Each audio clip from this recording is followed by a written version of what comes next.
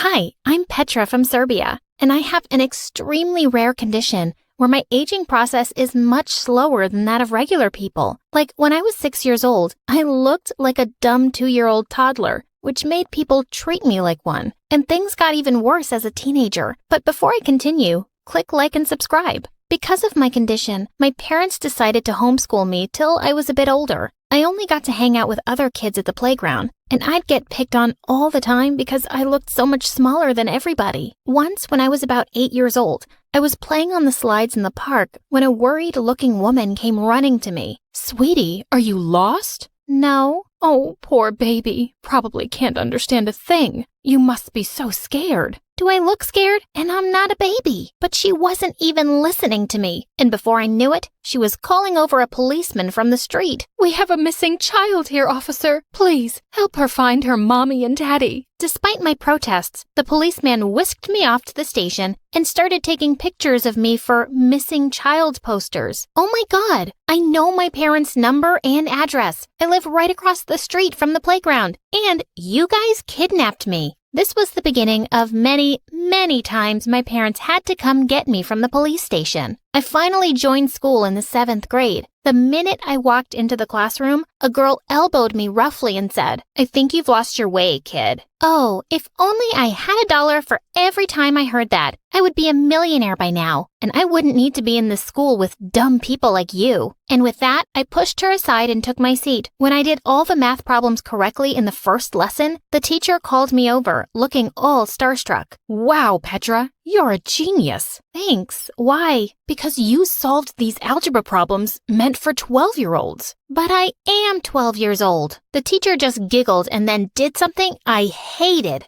She pulled my cheek. Oh, aren't you a little cutie pie? Yes, you definitely have the mind of a 12-year-old. No matter how many times I said it, no one believed that I was actually 12. They all thought I was some kind of baby genius who'd been bumped up a few grades. Eventually, I gave up and let everyone believe I was super smart. This didn't really help me become popular or make friends, though. Jessica, the meanest girl in class, wasn't too happy because everyone thought I was the smartest, and she made sure everyone constantly made fun of me. Does your butt look big 'cause you're wearing a diaper? What kind of language is that book in? Goo goo gaga. Another time, I was eating lunch by myself when Jessica suddenly stopped by my table. Aw, how is the baby gonna eat all that with her little baby teeth? Why are you this way, Jessica? What do you mean? I mean, why are you so awful to me? You're the most popular girl in class. Yeah, I know. But before you showed up out of nowhere, I was the smartest too. Fine, you're the prettiest and the smartest girl in the world.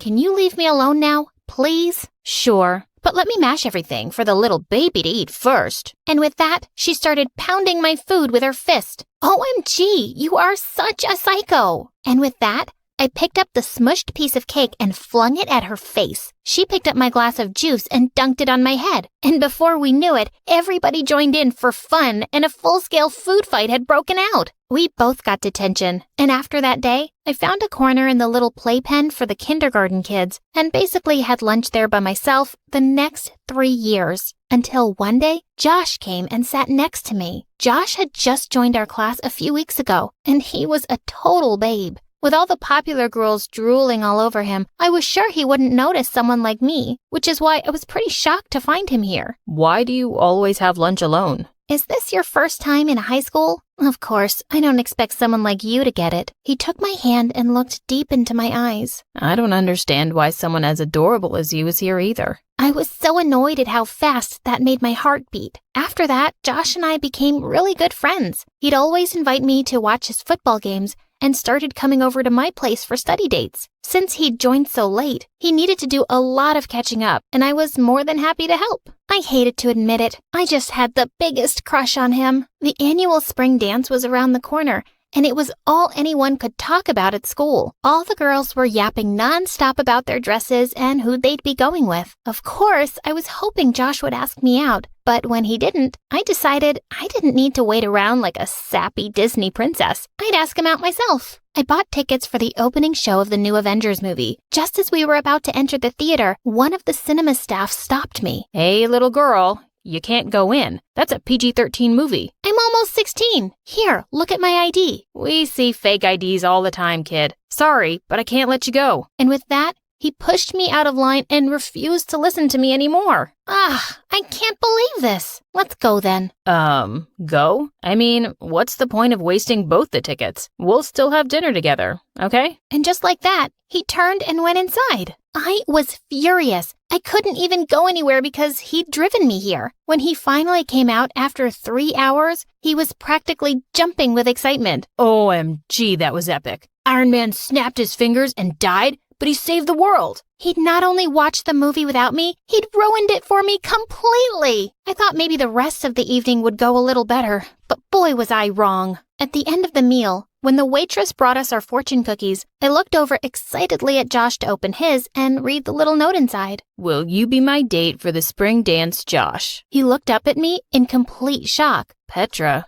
I don't know how to say this, but, no. How could you even think that? You're more like a little sister to me. I've already asked Jessica out. Man, you've really made things awkward. I felt so utterly crushed and stupid. I flung a glass of water in his face. I wish I could snap my fingers right now and make you disappear. And with that, I ran out of there and took the bus home. Nobody was more grateful than me when stupid high school ended and I was off to college. It wasn't too far from my town, so my parents could visit me often or come bail me out every time an officer thought I was an underage driver. Gosh, this is the 3rd time this month. Why are you police officers so dumb? Can't you see I have a real license? She doesn't mean that, officer. Come on, sweetie, let's go. My parents always had my back, but no one understood how frustrating it was for me to be treated like a kid all the time. Until I met Andrew. In my 2nd year at university, I took up a job as a professor's assistant for one of the courses. I knew the other students made fun of me behind my back, but one day they went really overboard. The professor was unwell and I was taking the class in his place. As soon as I turned my back to the board, I got hit by a dozen paper balls. I turned around to see everyone snickering. I'm your teacher. Didn't your parents teach you any respect? You're not our teacher. You can't even reach the top of the board without standing on a stool. Go back to school, loser. You can't behave this way with me. I want everyone who's responsible to apologize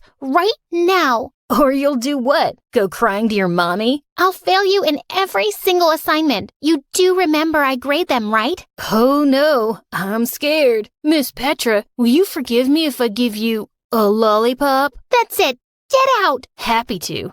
Come on, guys, let's go. We don't need to take orders from some high school smarty pants. And just like that, the whole class walked out. I tried to keep my cool, but when everyone had left, I burst into angry tears. Just then, I felt a gentle tap on the shoulder, and I looked up to see that it was Andrew, one of the students. I'm really sorry about the way they treated you. I think you're really smart and beautiful.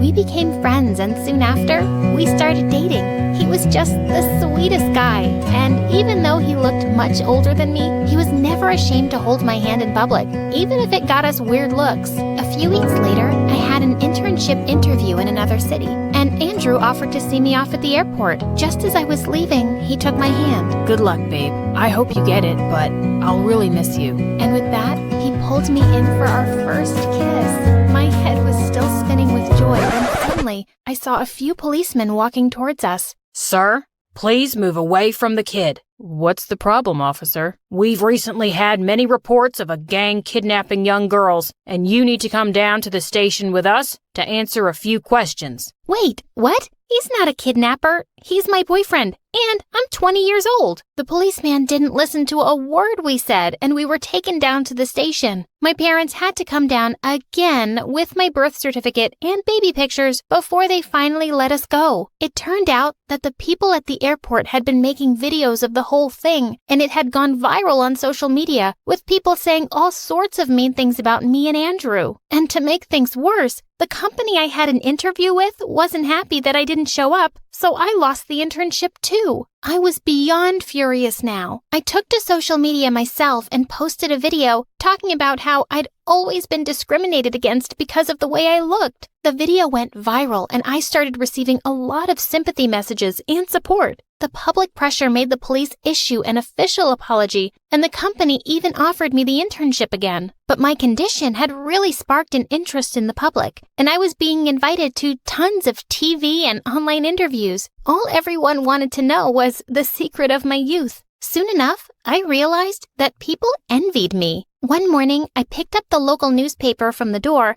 and was horrified to see my face splashed across the front page with the headline, "Girl Discovers Secret to Eternal Youth." Babe, come here and look outside the window. To my shock, there was a massive crowd of people outside our apartment building, and the minute they spotted me in the window, they started screaming. "Have you discovered the fountain of youth? Tell us where it is. What do you eat to look so young? I'll pay anything for it." With your anti-aging formula for youthful skin, we can become millionaires. Come work for our skincare company. This was complete madness, and I had to put an end to it. I opened the window and everybody became quiet to hear what I had to say. Listen, there is no secret. It's a condition I've always had, and it's not a blessing. I've never had anyone take me seriously my whole life.